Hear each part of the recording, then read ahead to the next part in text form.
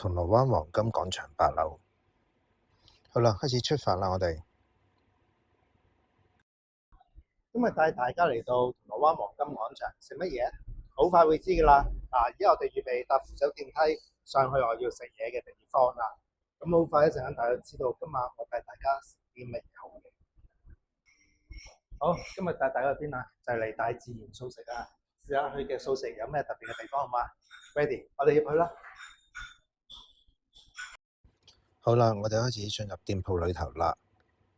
咁店鋪嘅環境呢都非常之寬敞啦，咁亦都好多張圓台又好啊，或者一啲2人位或者4人位嘅。咁啲侍應呢，佢嗰個招呼呢都好親善啦，好親民嘅。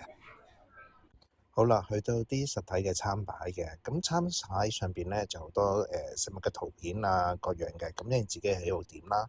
咁首先我點咗個雜菜燒汁鰻魚粒106蚊嘅。好，嗱，我而家就試下呢個雜菜燒閃粒係點啊！好，我菜卜卜啊，佢有啲麵筋啦，個味仲唔差喎。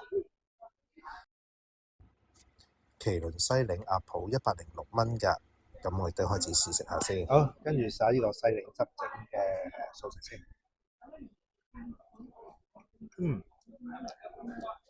味道幾好味喎。好，叫咗個大紅乳豬卷跟自製掛包126蚊嘅。好，試下嗰個乳豬包先啊！嗱，攞咗個包先啦，跟住就夾嚿乳豬，放啲青瓜，跟住再放啲甜醬落去。好啦，今日搞掂啦！嗱，不過我包掂啦，好垃圾。好味啊！好啦，今日我同大家嚟咗大自然素食啦。嗱，你睇台面呢度啊，佢嘅食物咧模仿真實嘅燒豬肉啊，或者一啲鰻魚咧都好似啊。咁味道真係好食喎！如果大家有時間，不妨嚟試下佢嘅創新嘅素食，相信大家會中意嘅。